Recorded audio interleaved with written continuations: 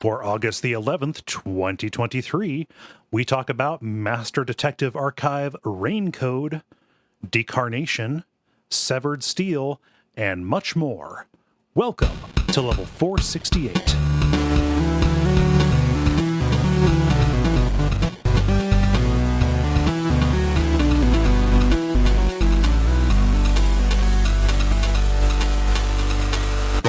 My name is Cole Ross.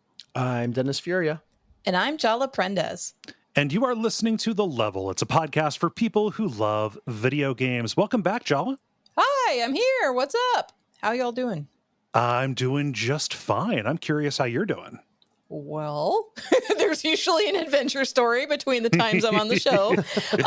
So my birthday happened. Barbie is a good movie. I'm going to be doing a podcast about that on my show eventually, but after the SAG-AFTRA strike. So anyway, then both my car and Dave's cars broke. Ugh. And we only just got those fixed, but they are now fixed, so that's good news. Broken what way? Like what specifically fucked up with them? Well, on mine, it was some tire stuff, tire sensors and some other things going on. The reason why this is a problem is because I have to have my car inspected this month. So I had to get everything all squared up. And so there were some issues with the tires and like inflation and also like the sensors were jacked up as well. Multiple things. And I also had to replace the sway bar links on mine. Because they were cracked. Cool. So it's always fun when you learn that they're just like, oh no, this thing totally just, if you hit a bump the wrong way, guess what? You're in a Flintstones car now. yeah. So that was some things wrong with mine. Dave's has apparently, like, the particular make, model, year of his car has abysmal wiring. And so there were multiple electrical issues and his shocks went out. So, good Lord. We had to replace his shocks and also, get the wiring inspected multiple times. And then they had to fix some things and it's not done yet. There will be more replacements that need to go on because basically all the wiring is shit. Yeah, so, that sucks. Yay! But the good news is today, Tim, aka Frothyham, bought me Baldur's Gate 3 out of nowhere. It wasn't even for my birthday. It was just like randomly today that that he just gave me this game, which is very sweet of him. I thought I was going to play it 7,000 years from now. But now I have to figure out, because that's how long it takes to download with all the cutscenes. No, actually, like I plugged it direct to my Ethernet because Dave got me a dongle for my Steam Deck, and it didn't take very long at all. It was like, I don't know, 15 minutes. Really? Yes. Wow, nice. Yeah, so that's cool, except now I have to figure out when I'm going to play it and also play it together with John and Desiree and Dave, my usual 4-player crew, like the ones that went through the Pokemon Sword game, all those hours. Well, now we're going to try to do Baldur's Gate, but to find time to play with them, to find time to play my solo, and then also all of my assignment play. Yeah. No, you're in the content mines now. I'm in the content mines. So, yeah. Horrendously stupid question. Sure. Is Baldur's Gate multiplayer? There is a multiplayer. You can play multiple different ways with different folks, and you can play up to 4 folks.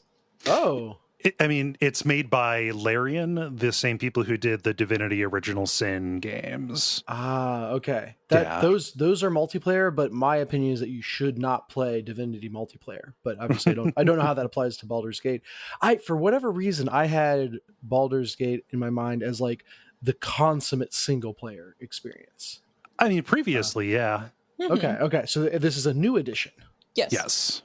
Okay. So I love how much we're sneaking video game talk into. I know. Well, so I'm not going to talk about it in the grind because all I did was make my character. But I did make a half elf paladin. Usually I do like a bard or a sorcerer or a wizard or something, or like a fighter / some kind of caster multi-class. But this time I was inspired by the D&D movie and the character Zenk, and I decided I would be Big Smasham's holy guy. So I will be Jaslyn Rockhart, the half-elf paladin. Nice. Yeah, that's all. I would very much like to play it, but it's one of those things where also it's time, and also like I do not know when we're going to do it for the show. Yeah, and you don't want to so much time. Yeah. So just I'm very happily unfocusing my eyes on social media as people post about it. Yeah. I'm very happily unfocusing my eyes on social media, period. Well, yes. Yeah. Dennis, how about you? You had a big weekend. I had a huge weekend. It was Gen Con, baby. And so yeah, I went with all the Deck of Wonders stock that I had left on hand. There's still stuff with the distributor, but I had a stuff like with me. And my goal was like, hey, I want to sell through this by the end of the con. Like that would be great if I come home empty handed, at least in terms of Deck of Wonders stuff, that will be a success. And y'all, I was sold out on Friday night. Didn't even make it to the weekend. So thrilled. So many people came and played and had wonderful things to say. It helps. I think I mentioned before that Lauren, the illustrator, was the cover artist for the Gen Con program this year. And so, just a ton of people like picking up the game so they could get it signed by her, which is freaking awesome. And yeah, it went literally as well as it could have on the Deck of Wonders front. But that's also if my voice sounds a little more raggedy than usual, that is also why. It's at top volume for 4 days straight, demoing nonstop. So that was an experience. Really happy with that. I did get to have some fun. I went and saw a like Blades in the Dark actual play session. Cool. with my favorite podcast network for actual play stuff, and that was phenomenal. They have a giant like pinball tunnel at Gen Con. Cool. The like connector between Lucas Oil Stadium, where I was doing my demos, and then the main event hall where Lauren had the game at her booth, is just pinball tables along the wall the entire way. Nice. So I went and just played my heart out. It's like a mini competition. They give an award for the top person at each table at the end of the weekend. Got up to third on the Mandalorian. Was really, really on a hot streak, and then just it got too late at night, and my focus was wavering. I knew I didn't have it in me, so I had to call it. But it was an absolute blast. I played the Mandalorian. I sampled a bunch of stuff, but I spent time on the Mandalorian pinball table, and then the Pirates of the Caribbean table. Okay. And that table is rad as hell, but kept on breaking. Oh yeah. So it was so much fun. But eventually I was just like, I can't. Every other game is ending, because it loses a ball or has some problem, and you shouldn't have to hang with that. Yep. So, but Mandalorian worked great. Actually, pretty much every other table that I played was in great condition, and with that many physical pinball tables, that had to just be a Herculean effort. Oh yeah, on the people that kind of put up that event. So kudos to them for having it, everything work as well as it did. And yeah, it was just in general an amazing con. That's awesome. Well, I'm really happy that it was successful business wise, and also, getting to do cool stuff wise. Yeah. So kind of a quick follow up to that is, I because I sold out of in-person product, I made sure that I got Deck of Wonders finally up on Amazon. And so that is very new. If anyone is interested in checking the game out, it is finally just like you can go search for it on Amazon. It's there and you can get it. And that is the final frontier, I guess, before thoughts of a reprint campaign start dancing around. Yeah. So Gen Con was awesome. Wonderful to hear. Yeah. No, I probably shouldn't have had to go after that, because I don't have an awful lot exciting. You didn't have your cars break or a once a year 4-day gaming event? No. My brother and I built a fence. Yay! Oh, hell yeah. Yeah. I've talked about this in the past, like trying to solve the problem of my patio. On one whole side of my house, it's like a 24-foot long, just concrete slab patio that I've done nothing with, because everybody can see you when you're out there. it's not that I want to go out there and I almost said sky bathe instead of sunbathe. So that's about where I'm at right now. And so it's nothing like that. It's just, it's hard to feel comfortable when people can see you. Mm. So it's like a Truman Show vibe. A little bit, yeah. And you know, and I know nobody's actually looking at me and paying attention to me, but also privacy is nice. So over the course of like a couple of days, not full days, but just working around the weather, like dug the post holes, sank the posts, put up the boards. We only have a little bit left to do, but like I've got like a nice fence where like nobody can see directly in if I decide to keep the blinds on that on those French doors open to get a little bit of light in, you know. So I'm gonna top it off with some like sunshade sail things or whatever. Just nice, yeah. Get those up in lieu of like a whole awning kind of deal. Maybe get a hammock back there. I don't know. Get it nice and ready for fall. Enjoying being outside in the cooler weather. So that is my that is my update, and I am quite happy with it. So we actually put a hammock in our backyard recently. A much smaller project overall, and I'm not typically a hammock guy. Like I don't know, I've just never been sold. But having it so easily accessible is starting to bring me around. So I support your hammock plans. Yes, I don't know. I've just always liked a hammock. So it's not a better thing to lay in if you want to read is my opinion there. So there'll be being one wrong move away from dumping yourself into the dirt is just thrilling. It is. You have to really try, in my experience, to dump yourself out of the hammock. So I must be doing something wrong. In my experience, it's easier to. It is harder to get out of them than it is to get in. Yeah.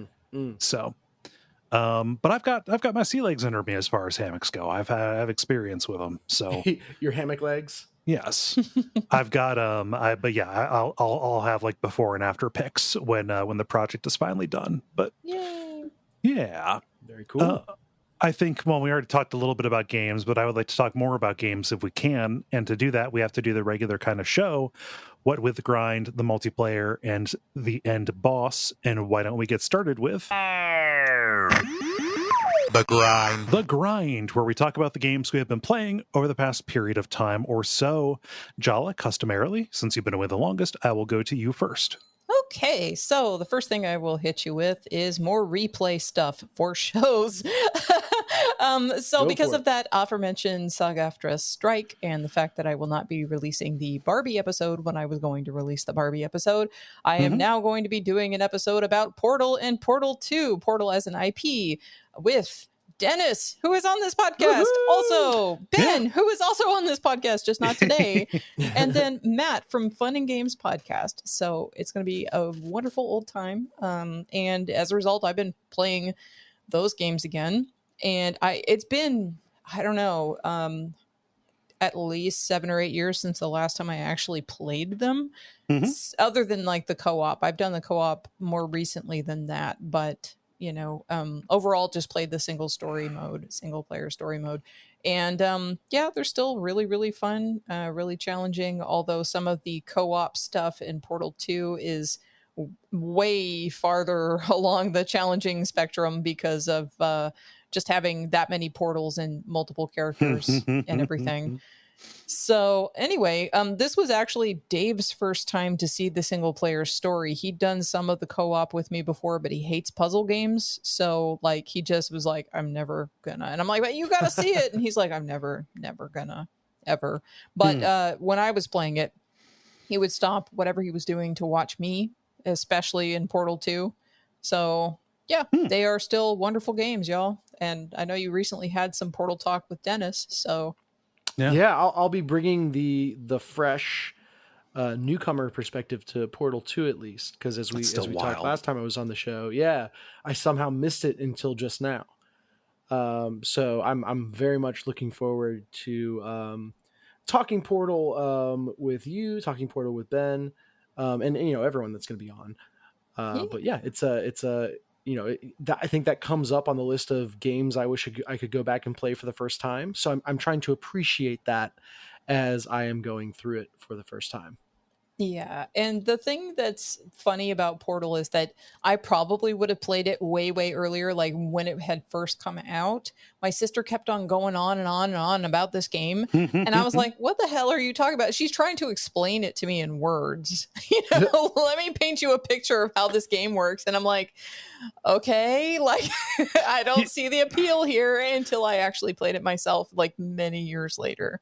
You really do. Like, just when it came out in the orange box, it's like, okay, what the hell is this? I'm here for Team Fortress 2.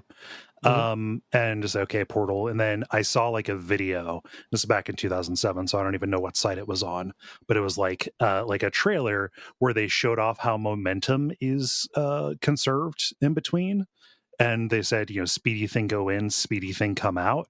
And suddenly everything clicked for me. And I was like, oh, this is the real shit. Like, this is this is gonna be everything for a while.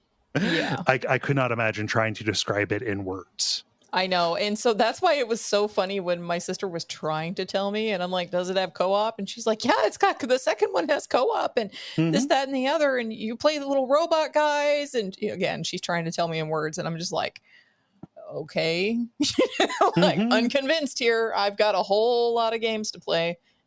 So anyway, yeah, I don't have anything new to say about Portal. Like in terms of like a brief summary of stuff, it's still a real good game. I don't know, like going back and playing it doesn't feel unfamiliar or anything. Like I still remembered some of the puzzles, and other ones I was like, wait, oh yeah, I remember now, that kind of a thing on the replay. But yeah, good times. Nice. So that's the first one. I don't think anybody has questions about this. No, I was just say, do you want me to interject my Portal thoughts now, or should we save them all up? Or do it. Yeah. So the only thing I have to say as I'm continuing through is I've reached the part where everything goes off the rails and you have a significant location change. That's the fun part. it is, and I'm now getting introduced to Cave Johnson, and it's just making me miss GLaDOS so freaking hard. There's nothing wrong with him or his recordings as a villain, but it just. It's J.R. Stallings, the guy who plays J. Jonah Jameson. I know. But... J.K. Simmons, baby. Yeah. Or J.K. So what is it? Where am I getting Stallings? Okay, Simmons. I don't know. Okay. So J something with an S. That guy. Like this is why I don't fucking know anybody's names. Here's your proof. Yeah. Anyway, and there's nothing wrong with the performance. I would even go as far as say it's a great performance. Like, yeah, there's a lot to like there, but it just it's not GLaDOS. Exactly. It highlights just how amazing every iota of the GLaDOS performance is. So I don't know her voice actor off the top of my head, but Ellen McLean. Yeah. Thank you. Yeah. I mean, she freaking crushed it in a way that I didn't know things could be crushed, and I look forward to when she re-enters the game. No shade to J. Jonah Jameson. But yeah, that's kind of the big thing. It's, puzzles are still fun. And it's very intriguing watching them kind of get into Portal lore much more than I feel like they did in the first game. Oh yeah. So yeah, that's fun. But man, if this was just the GLaDOS show, I would be a happy camper. Yeah. I will look forward to hearing what you have to say when you get to certain parts. Yes. Yeah. We should probably spend a whole podcast on that. Yeah, we should probably dissect all of that. Yeah.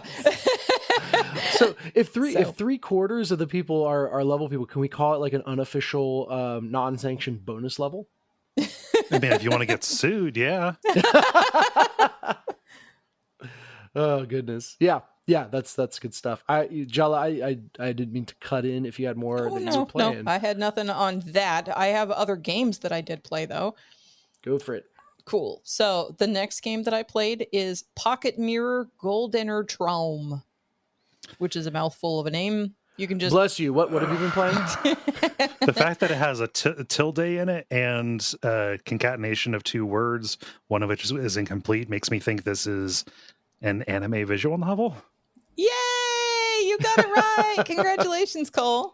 But it's actually not a visual novel though. It's a horror adventure game, pixel horror adventure game along the lines of like a Corpse Party. Okay. So the original version of this game, because this one is not the original. The original is just Pocket Mirror. It's been renamed Pocket Mirror Classic at this point. Mm-hmm. So original version came out in 2016, and it's available online right now as freeware. So you can go pick that up somewhere. You just Google it and find it. This one though is a remastered version, which released in May of this year. This is an RPG Maker horror adventure game. Published by Komodo and developed by Astral Shift and Visu Stella.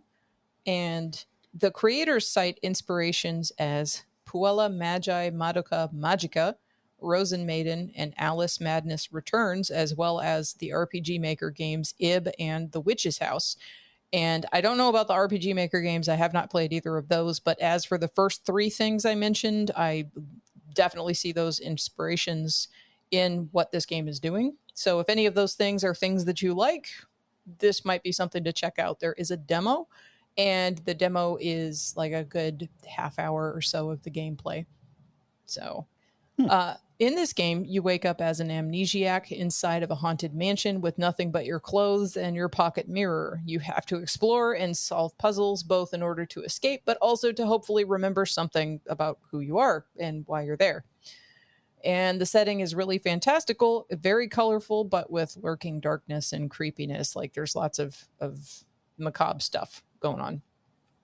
This game has 7 endings you can get depending upon your choices throughout. And if you get certain items, there's also a new game plus mode where you can keep some of those items from playthrough to playthrough.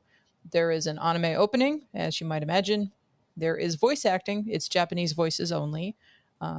And as with Corpse Party, the descriptions and sound effects are doing a lot of the heavy lifting, but this game has more on-screen animation than Corpse Party does.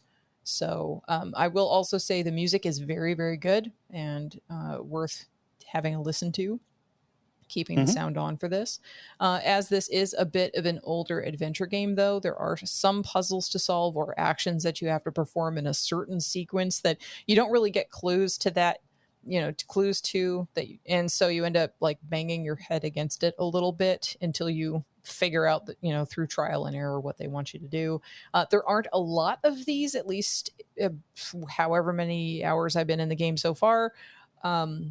It's not as bad as like a Corpse Party in terms of that kind of opaqueness. Yeah. So if that idea turns you off, rest assured it's not all the time. There's just a few parts. Mm-hmm. I am a good chunk into it, a couple of hours at least. I don't know how long the actual game is. When I looked it up, I think it was something like 5 hours. So I don't know. It's maybe halfway-ish. There aren't really any chapter guides or anything, so I don't know, about that. There needs to be a government grant to get text walkthroughs back on the internet. Yeah, because like video walkthroughs and stuff are a pain in the butt, in my opinion. I don't ever want to look at a video walkthrough. I just thank you. I just want text. So anyway, like I did play the demo. I ended up, because the way I do stuff, I explore everything 100 million times and look at every single dongle and click it multiple times to see if it has different text. So I played the demo for like a full hour, and then I bought the game and continued on from there, and I'm really enjoying it. And there's a bunch of different characters that you meet along the way that end up joining your party as well. So like, it's not just your one single player. You can also toggle between who is your primary character to interact with objects and stuff in the world. So. Oh, cool. And is there like a different result when that happens? Like, do you have to choose different people to solve puzzles more accurately? Different people will get different responses from stuff. And then there are certain areas where like the different people, like certain people are the ones that need to interact with X thing, for one or another reason. They have familiarity with it. They know the whatever, that kind of thing. Yeah. So, but yeah, it's a very neat little thing that is like, I've been itching to play some kind of a Corpse Party since Corpse Party 2 was a depressing thing. And I happened to see the demo for this, played it, and was like, this is a similar itch. It's not the exact same thing as a Corpse Party, but It is doing many similar things in a very similar format, so I am having a good time with it. Yeah. Well, it's good to hear that niche has been filled. Again, just with the horrible disappointment that Chorus Party 2 was. Well, I actually went on a spree of horror pixel game, like looking them up, putting them on my wish list. And then I also found another one that I played the demo of, which is the other game I played, which I can talk about. Yeah. The other one I've heard about. Yeah. So the other one that I picked up the demo for and tried and ended up picking up was Decarnation. And it's an atmospheric psychological pixel horror adventure by Atelier QDB, published by Shiro Unlimited. It came out in May of this year. And the creators cite inspirations for this one as Silent Hill, the original Alice in Wonderland, films by David Lynch and Satoshi Kon. Dave also says that you can see a lot of influence from Suspiria. Yeah. So this game is set in Paris in 1990. You play as Gloria, a cabaret dancer who dreams of more, but ends up at the end of her rope as all of her relationships and her career and her self-esteem are all just rapidly deteriorating. Everything is going to shit all at once, and so she's just unable to cope. Right about then, a mysterious patron makes her an offer that she cannot refuse. But of course, her vulnerability is exploited, and you toggle between the real world and Gloria's mind, where she battles her inner demons. So this narrative overall is very much like Satoshi Kon's Perfect Blue in theming. So if anybody knows that, then, be aware that's the kind of thing you're working with here. The music is really good. And it also includes several ambient tracks by Silent Hill's composer Akira Yamaoka. Yeah, that's what brought my attention to it. I was like, okay, how did they pull him? Yeah. And they also have some vocal songs as well that's like French pop music because the dev is like French developer. So it's pretty neat. The music is, again, bangers. Like the music in both of these two games is just really good. So the art style is really notably a more Western pixel style. It's not like chibi anime characters. It's little super deformed Western style guys. The writing is phenomenal. Pocket Mirror is good, but Decarnation knows what it wants to express and how it wishes to express it visually, narratively, and auditorially.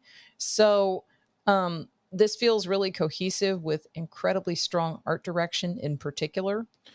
I mean, the body horror stuff on display here, like just from a sheer creepiness and otherworldliness kind of sense, looks amazing to me. And also the animation. Oftentimes with pixel art games like this, especially things that are no shaded stuff in RPG Maker, but stuff that feels like it is in RPG Maker, animation is kind of de-emphasized. Here you have lots of very good like pose work, lots of very just snappy and let's just say like slithery movement going on. Yeah. And that said, though, like I'm talking a lot of sugar, but I do want to say that this game does jump between multiple different modes of play. And that has turned several people off. The people who have complaints about this game usually are complaining about the gamification. So it wants you to interact with it in a variety of different ways, which interrupts the story for the sake of giving you more verbs. So it's not a visual novel or a walking sim. It's trying not to be one of those things by having you do stuff. But the problem is that's not particularly additive. It doesn't make the story more impactful, in my opinion, or give you any particular feeling of agency. Again, like I'm a couple of hours into this. I think I'm just shy of halfway through or something like that. So like I haven't seen the entirety of the game yet, but at this point, this is my opinion. So some of the examples of the gamification, there is a rhythm game to do when Gloria is performing on stage, and at other parts, there's only one song for all of the rhythm game segments, and I could do without that. Then interacting with the world as Gloria goes about her daily tasks, like helping her to shower and work out and put on her clothing. I can do without that. I don't really need to toggle the buttons to make her put her shirt on or whatever. It's some Quantic Dream kind of nonsense. Yeah. I mean, like, I guess to some degree, they're just trying to make you feel like I guess her loneliness or something through the just like the boring repetitive stuff, but like that doesn't make a good game, you know. So you can also dodge demons and scream at them to make them vanish, and that was okay. That was okay. I don't have a problem with that. And then there's also interactive puzzles, of course, and this is a hallmark of this type of game, so that is also fine. But there's just some extra little bits that are a different mode of interaction that people are having a problem with, and they kind of irritate me. And you all know that I bounced off To the Moon several times. And the last time when I was halfway through, I bounced off because the gamification was so random and unnecessary to me. However, Decarnation is telling a really gripping story without the pacing problems that I had with To the Moon, and has a much stronger sense of itself and its inspirations. So for me, this one, I'm not having as much of a problem with the gamification, even if I don't care for some of it, you know. But basically, they should have just cut out some of the interactions to keep things more streamlined. But oh well. Yeah. I do definitely want to finish this, and I'm looking forward to providing a final report on this in the future whenever I have completed the game. Nice. Mm-hmm. It sounds rad, even with the press up and down to move the mop. Right. Yeah, and like I will say, like the urge to play something that is Corpse Party-ish is being scratched by Pocket Mirror. It is not actually being scratched by Decarnation. Decarnation is like its own thing over there. It's kind of related, but it's not the same thing. Yeah. So like if you like a Corpse Party, if you like, those kinds of pixel horror things, both of these are good for pixel horror folks. The Pocket Mirror one is the one that is more like that Japanese style of pixel art stuff. Nice. And that's all I got. Cool. Dennis, since you already talked a little Portal 2, it makes sense for you to go. Yeah. So Portal 2 in progress. Today, actually, the patch for Diablo 4 to make the internet less angry dropped. And I've only gotten to spend a little bit of time with it, but the big thing that I noticed in the time I did play was the increase that they did to mob density. And so now kind of across the board, especially in Nightmare Dungeons, just the number of enemies that are in there at once is way, way higher. And man, it feels good. There's just numbers all over the screen, baby. Yeah. You can't take a step without running into a revenant or a ghoul or a undead this or that. And yeah, so like difficulty level feels about the same. But it just feels really good that when you use any skill, you're watching it hit so many more people. And especially because the class I'm playing right now is very centered around like pulling everyone to me. That crowd. Which class? I'm playing a druid, and the big thing I've done is my ultimate. I added a caged heart, which is something special for this season that pulls up to 50 enemies around me to me. Okay. And so like now I feel like I'm actually getting up to 50, like it's just a giant crowd of people to mash on. And that feels very good. Yeah. So I need more time to suss out the other parts of the patch, but continue to be having fun with that. Is the internet any less angry? Because I have found when you try to appease people, it works every single time and does not piss different people off. You know what? I made a good life choice. I left the Diablo 4 subreddit and went to low sodium Diablo 4. So I don't know. You know what? Everyone there seems pretty happy and very reasonable. And I have not looked back since. So yeah, my corner of the internet is thrilled with it. Cool. Yeah. So I do have a new game, however, that I've jumped into called Severed Steel that I want to talk about. Souls-like, right? No. A Hotline Miami / Super Hot like. Okay. Yeah. So Severed Steel. It was free on the Epic Games Store a little while ago, and just seeing a video for it, I was like, "Ooh, that looks cool." Very like arena arcade shooter game. It almost has like a speedrunner feel to it, because the kind of core idea of the game is that you can do dives and you can do slides on top of your normal running and jumping, and only while you are diving or sliding or wall running as well, I guess, you cannot be hit by bullets. Any other time you're vulnerable and you are fairly squishy, and there are a lot of enemies on screen. And so you just need to make sure you are constantly pinballing around the level, so that you don't take damage. And you're usually tasked with either clearing out all the enemies in an area or clearing out specific targets within an area before getting to an exit. And it's just this frenzied, chaotic romp around this level where you are constantly just moving full tilt. And it's like you almost find yourself doing passes on rooms, right? It's like, okay, jump across the room, and I missed the enemy that time, but I'll get him on my next pass, turn around and dive back and all that stuff.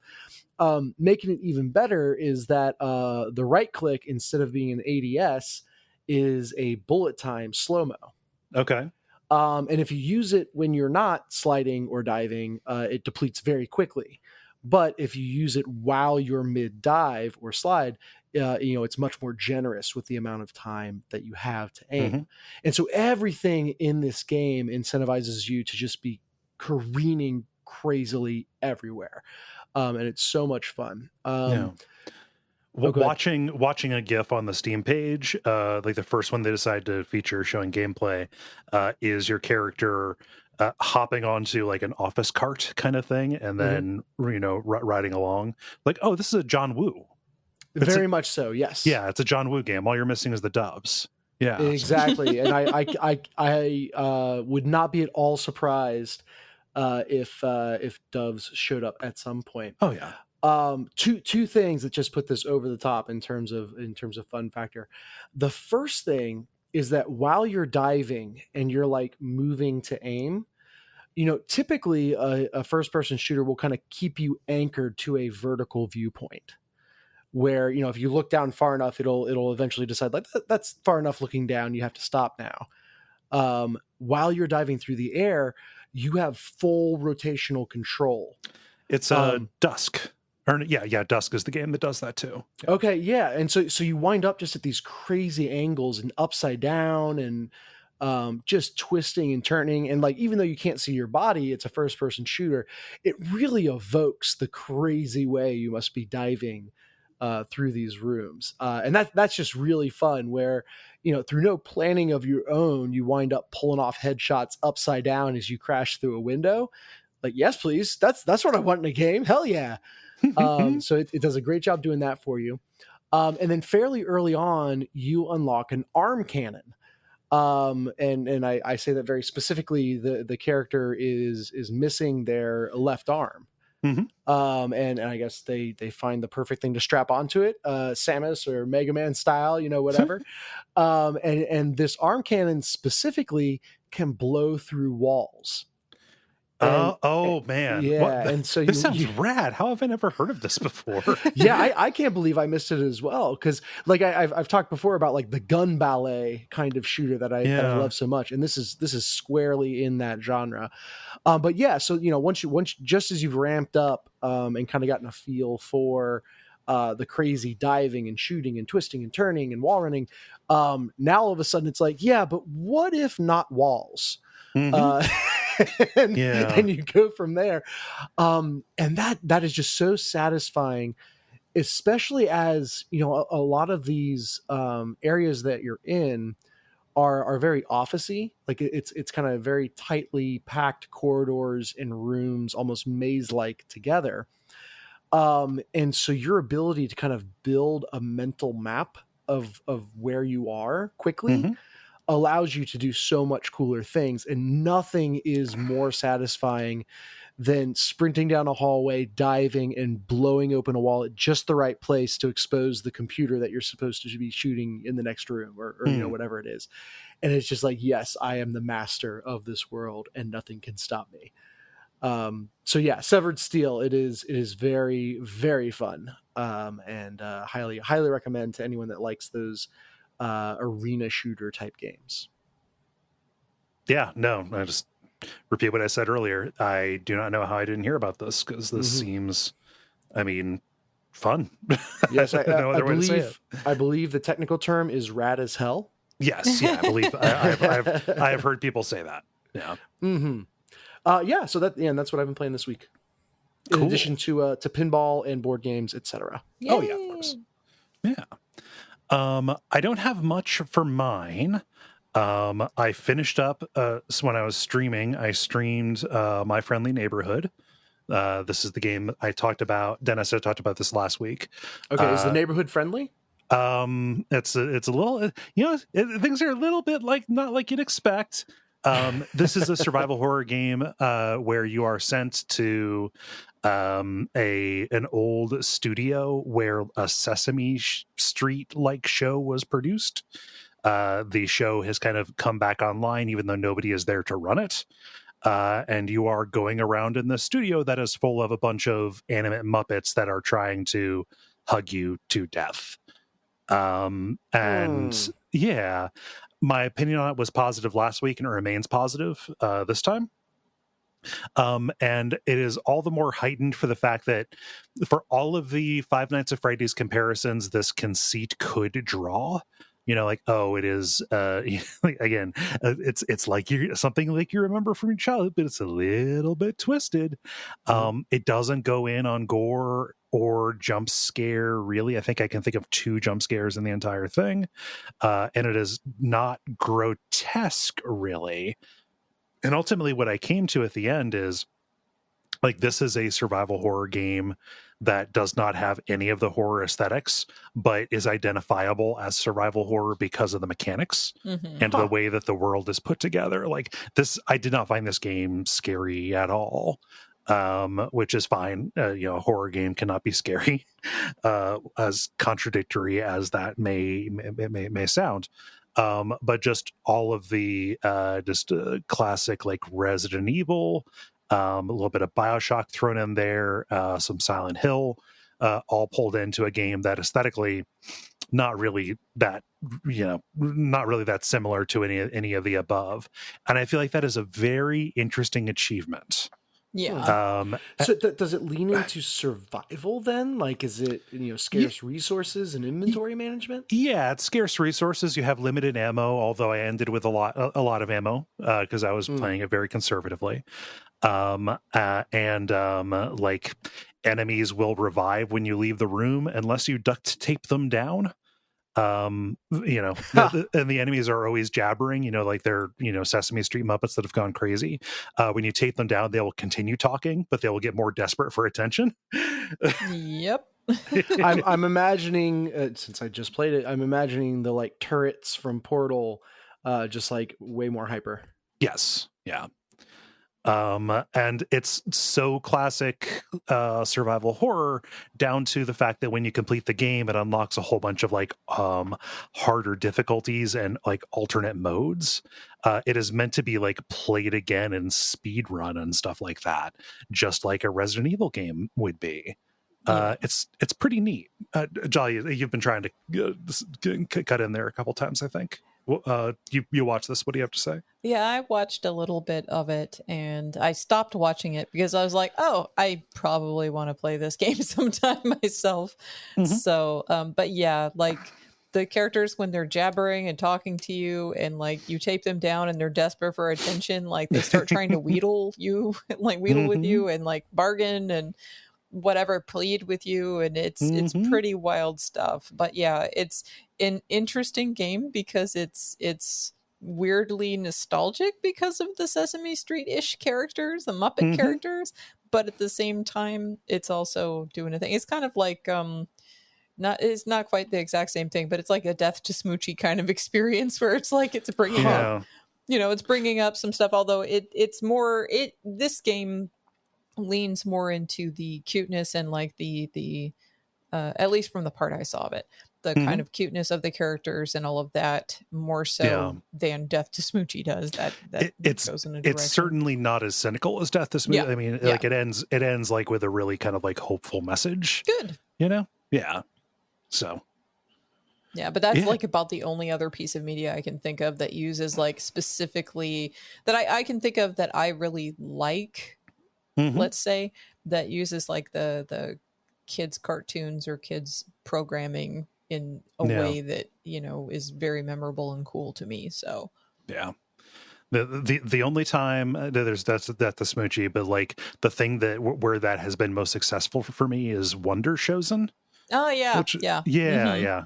Man, that really should have gotten more seasons. Yeah, it really should have. That was a good show. Yeah. The one time I watched something. Yeah. I need to get this. So, in place of the crows, like in Resident Evil, like, you know, just enemies that will generally sit perched somewhere, but only attack when you like get near and will swoop around. They have, hand puppets, like the smaller, you know, like smaller Elmo like versions. The other Muppets are like full body, like they walk around basically like they're never clear about what exactly they are, but they're like full automaton kind of deals. But the hand ones, they speak in an Elmo like voice and they talk more. But they get like because there's always so many of them and because they overlap, I think they can get away with making them a little bit more subtly menacing. So one of my favorite things, I walked into a room and rounded a corner, and one of them was like looking right at me and said, "I'm happy to see you." Asterisk. Oh no. Yeah. So I thought that was very good, and that nearly got under the radar. But I was like, really? Did he say that? That's pretty good. That is definitely some Wonder Chosen flavor there. So yeah. Still have reservations about the price. It's $30 for, you know, a relatively short game. Everybody, you know, that can be up to everybody to decide where that is, but you know, it's gonna make enough money. I've never been more sure that a game is gonna make $1 million. It'll make enough money that it'll go on sale. So yeah. Any questions about My Friendly Neighborhood? Nope. I want to play it sometime when it's on sale and I'm out of Baldur's Gate. I am preparing the legal suit to sue them for false advertising. It does not sound friendly. Yeah. The hard mode is called unfriendly mode. That's pretty good. The only other thing I have been playing is Master Detectives Archives Raincode. Oh, you've been playing this too? I didn't bring it up, but yes, I played the first the very, very long tutorial. Yeah, no, that's I finished that today, actually. It's like a 3-hour long tutorial. It's the longest tutorial. It's so long. Do you want to talk about the basics of this, Jala? Or do you want to save it for a time when you have played more and both of us are on? I can talk the next time about it. I haven't prepared any thoughts about it, really. I mean, like, this is definitely another Danganronpa-ish, but like it does so many different weird things. Like, it's taking ideas of how you go through the class trials in Danganronpa and then just doing a whole separate extra thing with it that kind of feels Persona-y. Yeah, that's the way that I would put it. So we can talk about the basics. This is a follow-up to Danganronpa. It is by the same designer from that. I forget their name, and I apologize. But you are solving mysteries as usual. You are an amnesiac who is unaware of what your power is, and you wake up getting ready to board a train to like a special corporate like exclusion zone kind of thing, basically a corporate run city, in order to solve mysteries out there. And then you get involved in a mystery on the train, making it very obvious that the corporation that owns that island is not necessarily really going to be happy to see you. These guys aren't friendly either. Man. Nope. Is anybody friendly? Well, and I like the fact that the opening mystery or whatever is on a train. And it's doing like the Murder on the Orient Express thing. Like, I'm cool with that. That's fun. I love the subversion, without spoilers, the subversion on the everybody did it. Yeah. Yeah. But this is a game that takes place in phases, right? We could talk about the world and just the aesthetic stuff. Like, it's Danganronpa. Everything is over the top. Like, the bad guy so far, like the enemy detective or whatever, if you just do a search for him, just do a search for Raincode Swank, you'll see this guy. Just basically, it's like somebody went to Midjourney and typed, "Give me big obnoxious money, Hitler." Yeah. Well, and the thing about it too is that because I play this with the Japanese audio. I swear they are not saying swank. I think they're saying spank. Okay, yeah. So I wonder what his actual full name is. So that's also the thing with like it is Spike Chunsoft, so there is over sexualization and weird stuff with that. So Danganronpa, like, you've got the exploration stuff and the investigation, kind of, as I almost said, during the day, but where you're going and gathering evidence, and then you go to the classroom trial, and because that was kind of designed PS Vita forward, and for like a lighter interactivity kind of thing, you were firing truth bullets by like tapping on particular words if you have evidence that contradicted them. Here, instead of a trial after you've gone and gathered up all of the evidence, your kind of familiar, this like spirit of death that you have bound to yourself, takes you to a mystery labyrinth, which is like a Persona style dungeon. Yeah, like dungeon otherworld that is like an ever-shifting representation of all aspects of the case. And instead of being formatted like a trial where everybody's throwing stuff out, you're being led through this labyrinth and doing stuff that is frankly very similar to Danganronpa style trial stuff. Wait, is this a literal mind palace? Kind of. It is. Oh wow. Yeah. It's kind of like that. Instead of having the truth bullets and tapping on or trying to shoot the words, you have like a little like Punch Out or Dark Souls style like combat kind of deal where you are dodging the fallacious arguments and trying to load up the proper evidence to slash back at the contradiction ones as they go. And there are tons of like little mini games and stuff as well as you are trying to figure this stuff out. Yeah, it is. And they also, in those parts where you are trying to find the contradictions and defeat them, they also introduce the noise element, which was also in Danganronpa. Yes. And they also have like the person who is in front of you and shouting this stuff at you is a representation, like a Persona style otherworld version of some of the people who are obstructing your way in the case. And that person can change or that person can come back depending upon what's going on. There's also multiple paths, and you have to be able to answer a logical question about the case as to this or this is the answer. And if you don't get it right, then you go down a dead end. And if you get it correct, then it proceeds on from there. Yeah. The one mystery that I've seen is good. Like, the trick on it is classic this kind of games trick. Yeah. Kind of deal.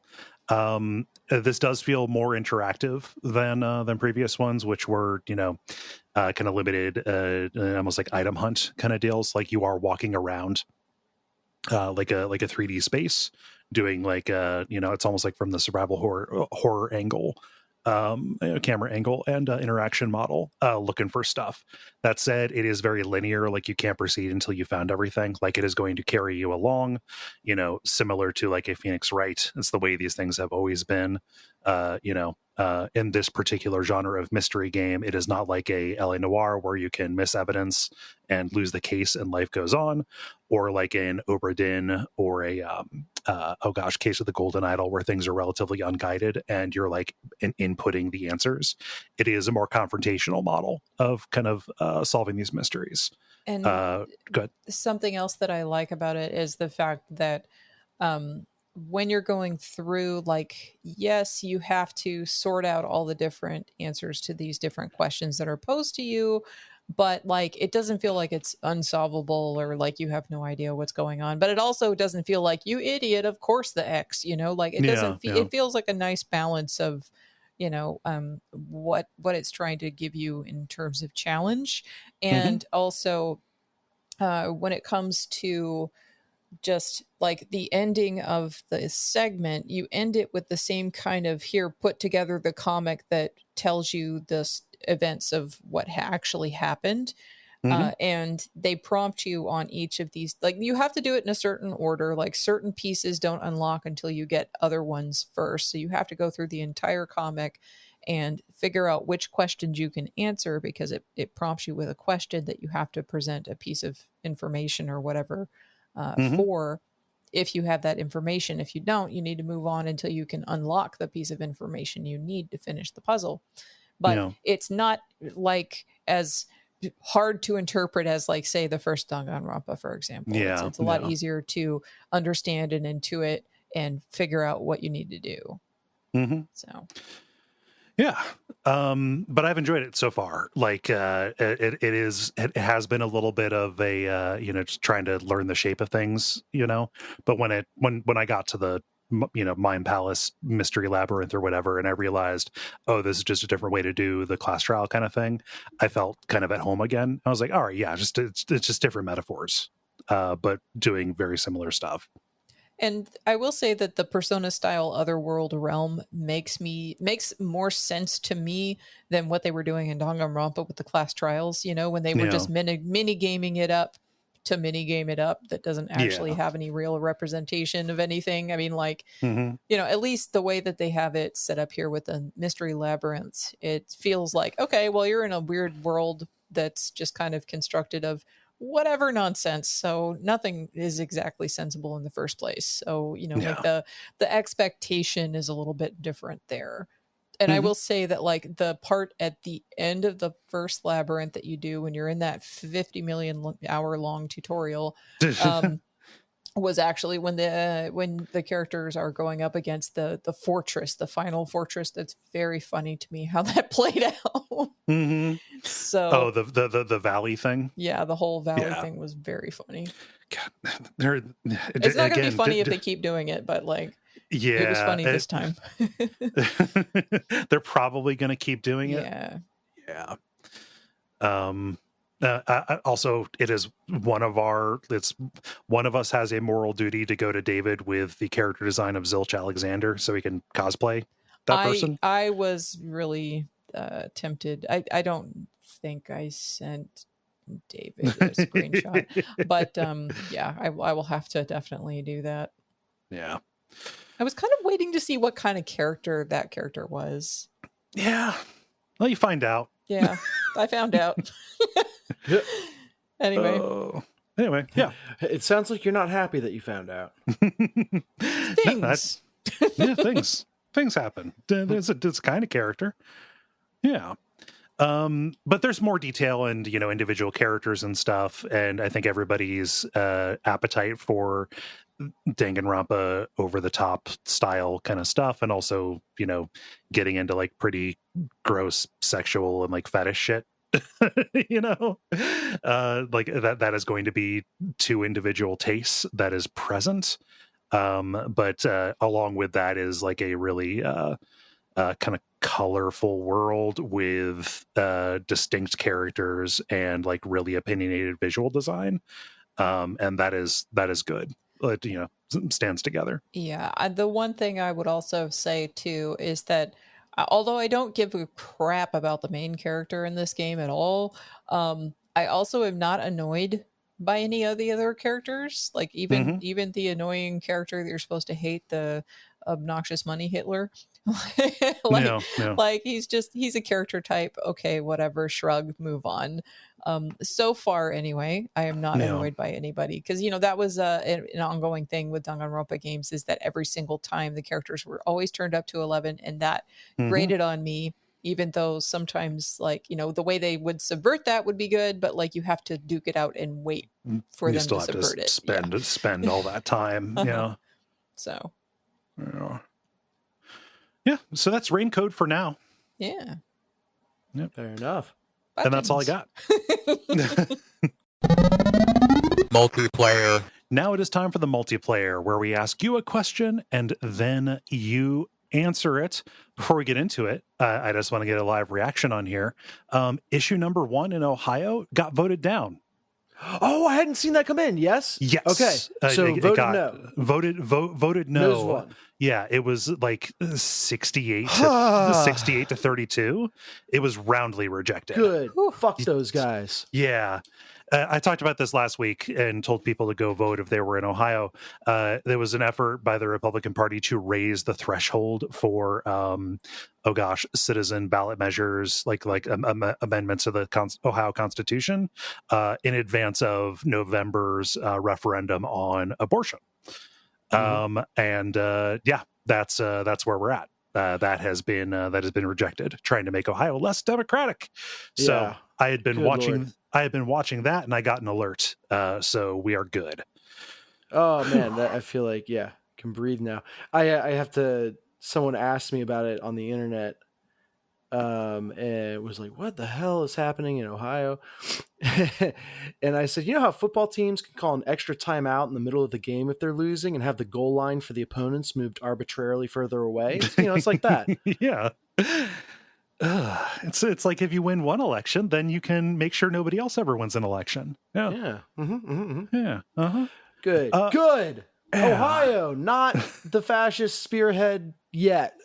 I mean, put that on the welcome signs. Ohio, it didn't get as bad as it could. Yeah.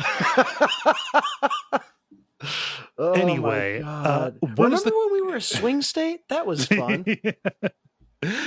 What is the question that you asked the nice people, Dennis? How did you vote on issue 1? No. No. So yeah, I wanted to know what game had the highest Molyneux delta for you. And I'm defining that as what game had the biggest difference between what was promised and what was delivered. And then follow-up question, which I think will be the most interesting point of discussion. Do you think the main culprit was the promises or the execution? It'll be real hard not to just bring Peter Molyneux stuff to this. Because I thought of an answer and then I was like, oh, wait, was that fool involved? Like, yeah, he was. Yeah, oh, shit. Yep. I think I've got a good poll, but we'll see. We'll get there. We'll get there. I'll get us started here with Peter, who says, this is probably a cheat because I never played the games, but Final Fantasy VII Remaster seems to have been one of those games. The promise that we seemed to get was a vast, expansive revisit to the original. Instead, we got a return to the world, but with a twist. The jury is still out for me as to whether or not it was a good thing or not. With it being a PS5 exclusive after the first, quote, expansion, it's probably not going to be played by me anytime soon. Yeah. It's hard to say because they announced it and everybody was so waiting for it. And then there was that asterisk of it's Midgar and just Midgar, which is really good, but doesn't get to the things that people rave about in that game. Yeah. You'll have to pay us again for that. For like a whole massive other game, but yeah. Well, sure, yeah. It's on the RPG scale of things, it is a lot of content. Yeah. Let's see here, Jala. What does Austin say? Austin says, Rage comes to mind. Promise as a big looter shooter like Borderlands, and surprise, it's a racing game. Yeah. Huh. I missed Rage, and this makes me more intrigued. I mean, Rage is kind of okay. Like, is it like a not Sweet Tooth, Twisted Metal? No. Okay. It's a first person shooter that has open world stuff, but also there are a lot of racing levels, nice. Racing challenges and stuff. Yeah. All right. No shade. Let's see here, Dennis. What does Greg say? Greg says, I'll go with a low-hanging fruit of it and say No Man's Sky. The game was rushed out before it was ready, and it took years to finally come close to what was promised during the game's development. Plus, the buzz around the game due to the false promises was so strong, journalists saying negative things about the game got death threats. Yeah, this is, probably some could argue the replacement for Molyneux in many people's minds. Like, this is now the prototype for over-promising and under-delivering. Mm-hmm. I'm very thankful that it's gotten to a good place, though. Yeah. Like, not every game that overpromises and underdelivers eventually gets there. Yeah, sometimes all it takes is time and maybe proper project scaling and communication between publisher and marketing. Any of those could help. Mm-hmm. Yeah. The hype train. Don't write it. Curtis writes, "Hey, Peter Molyneux may have lied about some things, but at least he never removed a puddle." Sarcastic, sark mark, whatever the slash s is. Sark mark. Ooh, spicy. That's a thing. Yeah. What is this referencing? Because I missed this one. People got really, really angry. That let me see here. When the Spider-Man game for PS4 came out, people went to like a particular spot on the game and said, "Wait a minute, we were promised like this amazing graphical thing," and they pointed to a difference between the previews and the actual game, in which in the actual game, a puddle in New York City was smaller than it was in the preview. I thought you were going to say it was smaller than it was in real life. No. The preview showed a puddle of one size, and then gamers got real mad that it was not of the exact same diameter. Wow. And the other one. So, we demand to be taken seriously. Yes. You've heard of mountains out of molehills. Now here are puddles out of oceans, or oceans out of puzzles. Jala, what does Phil say? Phil says, and I agree, wonder how many times people are going to bring up Mighty Number 9. Yeah, that's a good one. That's second coming of Mega Man, you guys. Just wait. You really don't hear people talk about Mighty Number 9. No, people just kind of got disappointed and then thoroughly just left. They just turned it off and went away. They're like, "Oh." That was a Kickstarter one, right? That was a Kickstarter. I backed the Kickstarter for that. Mm-hmm. And then I was like, "Oh, this is depressing and terrible." Let's see here. Dennis, what does Case say? Case says, "It's a lot better now, but the launch experience of Cyberpunk 77 was just so dramatically bad from the studio that made me think they could do no wrong after Witcher 3. Yeah. I think they could have come out firing, being like, guys, this is a hot mess. It's not ready. Don't expect anything. And still, because of Witcher 3, expectations would have been sky high. Yeah. Yeah. That is a case where the execution is absolutely the problem. Like nothing they promised was out of their capacity to deliver. It just they didn't nail it, and that's turning out to be a little bit of a No Man's Sky thing. But first impressions are a hell of a thing. Yep. Sales cycles, they need to die. Yeah. And finally, we have Rookie, who says, "I don't remember how it was advertised, but most of us believed that Sekiro would be some combination of Tenchu and Dark Souls, which should have been the perfect game for me. I was looking forward to punishing that evil merchant, Patches. Instead, we got Perfectionist Simulator 2K19. What's that? You managed to sneak up on the boss and get a stealth kill? Too bad. Kill him again, face-to-face combat. You know what ninjas are famous for doing. Do you want to change up your build and weapon because you're having problems with the boss? Too bad. Play our way, but better, scrub." Very reasonable assessment of Sekiro in its broader context with the rest of FromSoft's recent output. So here's a good question. I have kind of a hit list of PS4 games to play before moving on, since I still have yet to get a PS5. And Sekiro is on there. Does it belong on that list? I think that you would enjoy Sekiro more than I did, strictly because of your affinity for character action games. Okay, very cool. Yeah, very cool. It is nowhere near as like fast paced and frantic as Devil May Cry or whatnot, but it is closer to that than it is to Dark Souls, and I think that you would get something out of it. And I am the guy who plays, XCOM on Iron Man at the highest difficulty and like can tolerate a little bit of bullshit difficulty spike stuff. Yeah. So my immunity to that is pretty high. Mm-hmm. Yeah, Dave also really likes that game, so it works for some folks. Just depends on your particular predilections. Yeah. For me, I am really surprised nobody mentioned Spore. Damn it, Kole! What? You stole mine. Sorry. I was so proud of myself. Yeah. No, so okay. Yeah. No, the one that I was going to bring was Black and White, but I remember Peter Molyneux was involved in that one. So Spore, keeping in the strategy realm, Spore is what it is. Just like I didn't even have a video of this. Like I printed out like a transcript of Will Wright's demonstration. I think it was like 2004 when he got up at like a GDC and like talked about how grand the simulation would be and also how microscopic it would be, and just kind of made these promises about truly modeling life on every single kind of level, from molecular up to, civilizational and, multi-galactic civilizational or whatever, and having it come out and just be like the Playmobil version of that. Yeah. Worse, I will forever be spurned because I bought the character creator as a standalone thing. I was so hyped before the main game was out. Oh, yeah. Like they knew what they were doing. Mm-hmm. And like the character creator was kind of fun and zany. Like there was, that set my expectations higher, if anything. And then, just nothing there. Nope. So yeah, big disappointment. Probably, I don't know.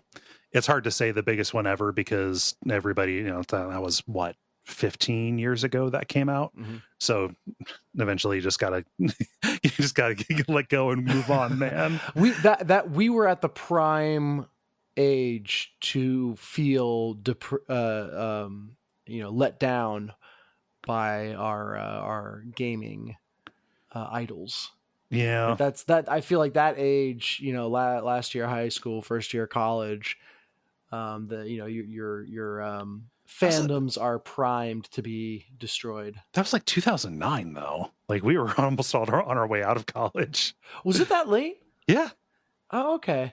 Yeah. But you were saying his GDC talk was earlier than that, right? Oh, yeah. His GDC talk was started early. Yeah. Like he got up there and made a whole bunch of big promises, and Yeah.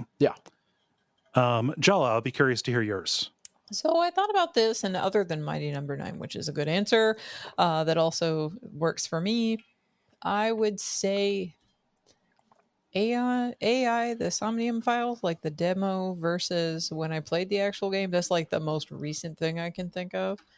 Mm-hmm. Because I played the demo, and the demo presented itself as this near future dark cyber murder mystery game, which it is, sort of, but it's also really goofy and horny in ways that severely disrupt the narrative. But I didn't realize when I was playing the demo that it was a Spike Chunsoft game, and when I realized that after I bought the game, I was like, oh, that would be why. I wasn't prepared. Yeah. I wasn't prepared, so that was on me, but also the demo made it look like it was going to be something else. And then I was very sad the rest of the time because I was thinking it was going to be like how it looked in the demo. So yeah, preparation is the difference between an alive Houdini and a dead Houdini. So because obviously I play Spike Chunsoft games, but I have to be aware when I'm going into them, otherwise I will have a very bad reaction. Right. So, I might still have a bad reaction, and then at the end of the game be either like ambivalent about the game or end up kind of liking it but also hating it at the same time, because that's just how it is with this developer. Yeah.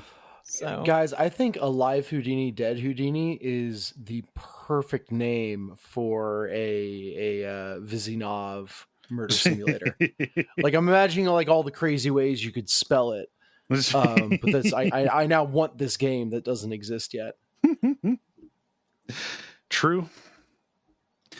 Yeah, well, I hate to end on a disappointing note.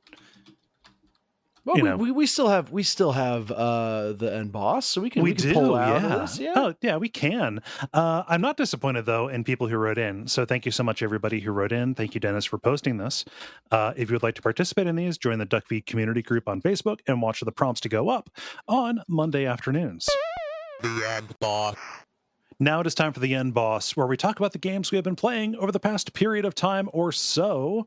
Jala, lead us off with the story. What's Sony thinking about getting into? Smell-O-Vision. Oh, well, that sounds like a terrible idea.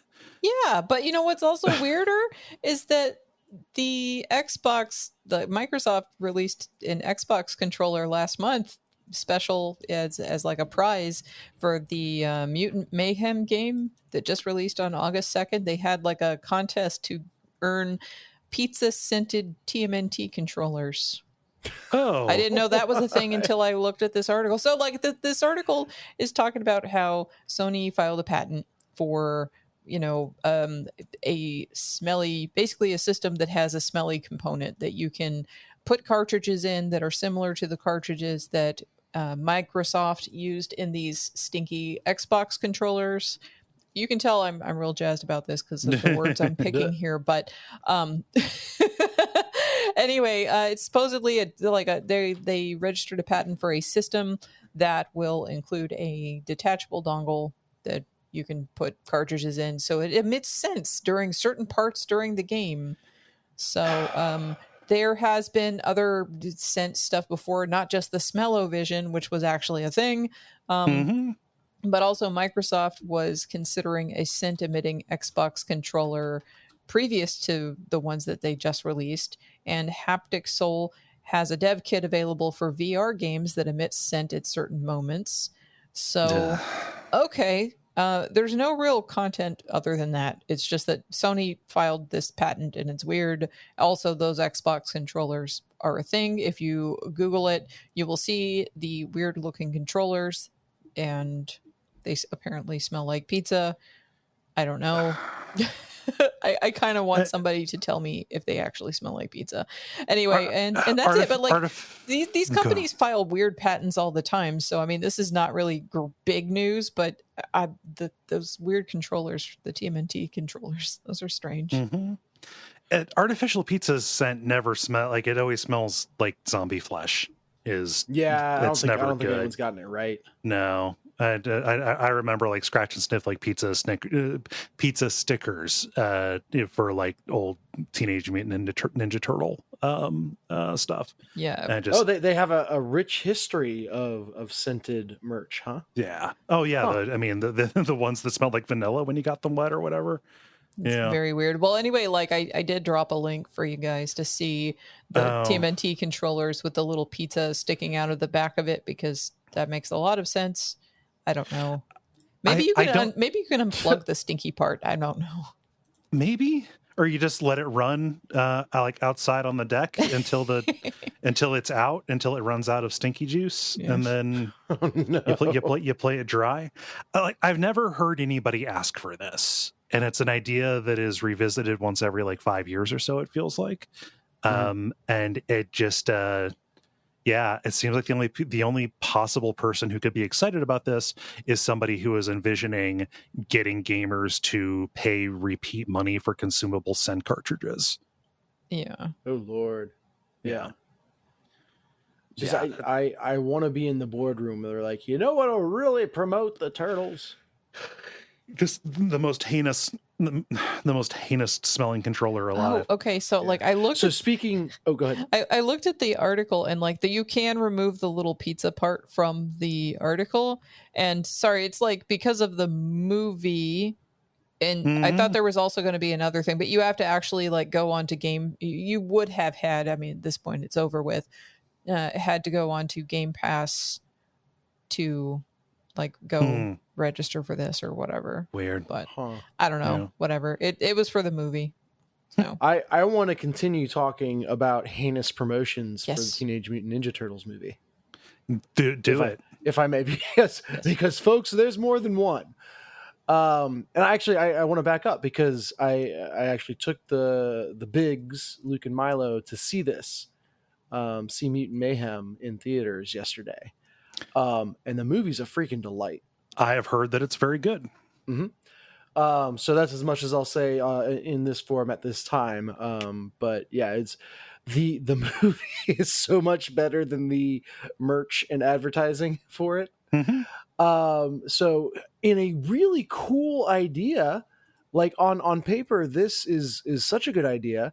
You can buy Teenage Mutant Ninja Turtle costumes in Street Fighter 6. Yep. Like that's super cool. That's Makes sense. Yeah. Makes total sense. Not cool is it almost cost as much as the base game. Oh my to get a hold god! of them. I didn't know that part. $15 a piece for those skins. $15 a turtle. That's ridiculous. Good lord! There is no reason to price this that way, especially because it is promotional content. Yeah, like this is not. I'm making myself so mad. I'm coughing. Like this is not for itself. This is to promote the movie ostensibly. Mm-hmm. And you're still going to try to milk us for that. And people who have seen the movie are laughing at the milk us quote. But we'll get there. Yes. So I don't know why people are being this greedy. I have to imagine this is targeted at the little kids whose parents have like left the credit card purchasing turned on and aren't really paying attention. I don't know. And like that's the target audience. I know a lot of people who just remember Ninja Turtles from when they were little, remember Street Fighter from when they were little, and they're playing Street Fighter 6 and they're like, hey, Turtles, all right. cool. Yeah. I mean, I'll can splurge and get this thing. thing. Though, while the visual design of the movie is phenomenal, it is on par with how much of a graphical treat Into the Spider-Verse was. Yeah, similar style. Yeah, it is that good. The characters in the game, at least from the screenshots I'm seeing, look like complete ass. Yeah, this is the Vanilla Ice Ninja Turtles. Yeah, they're real chunkety. Mm-hmm. Yeah, not great. Yeah, the proportions are a little bit too human. No, don't care for that. These are the like adult Mutant Ninja Turtles here. Yeah. Yeah. So yeah, unfortunate. It is, it's a great movie. The advertising is terrible. Yeah. Huh. Well, maybe they're gosh, $15 for a skin is way too much. I was like, well, if you just wanted to be like Donatello or something. No, that's still too much. Actually, like looking at it, I prefer what these look like to what the Mutant Mayhem movie looks like. Oh yeah? Really? I don't like the style of that movie. Yeah. But anyway. Yeah. Final one, and this is just very brief. I think I brought something similar last week, but they keep on releasing bangers. The Pokemon trading card game, the Game Boy Color one, is coming to Switch Online. All right. I'm saying this not just because that game had disappeared for a while. I think maybe it was on Virtual Console on 3DS. Or possibly on Wii U, but it became unavailable, and now it's going to be good to play it on Switch. That's a good ass game, and also we're covering that on Watch Out for Fireballs in September. Cool. So it is now easier than ever to play along with this. Exciting. I'm really excited because I was about ready to get started messing around with that ahead of time, and now I've got a good way to do it that will not require using a suboptimal piece of equipment. Hell yeah. Yeah. Cool. Well, that's the stories. I think that is the segment. How do you all feel about buttoning it up? Buttons. Yeah, that is the show as well. The credit. Thank you so much for listening to level number 468. Really appreciate you taking the time. If you want to help out the show, you can go to patreon.com/Duckfeed.tv. You can participate in the multiplayer at the Duckfeed community group on Facebook. And you can leave a rating or review. Those are all things that do help us in addition to spreading the word and coming back next week. Jala, what is happening at jalachan.place?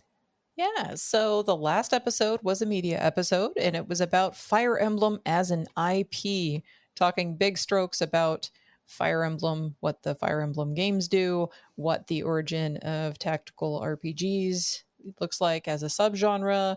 Also, we kind of get into the weeds talking about some of the newer versions of Fire Emblem and things that we like and don't like and this, that, and the other. but it is a real good time. It was Adelaide from Back on My BS and Nick from Friday Night Gamecast on that episode. Very fun. Mm-hmm. So you can check that out if you like Fire Emblem or tactical RPGs. And the one before that was the topical episode, and we were talking about fat phobia and eating disorders. So important topics. Yeah. Mm-hmm. Go check it out. Dennis, how about you? Anything with Deck of Wonders? Check it out on Amazon. Just go search Deck of Wonders Furia Games. It'll pop right up, and you can have it in a matter of days. Yeah, that's the big one. Cool. Well, I've been Kole Ross. You can find me on Blue Sky at Kole Ross. I've been Dennis Furia. You can find me dancing on the grave of issue 1. Yay! And then I'm Jalachan in places, including Jalachan.place. And stick around for some titles.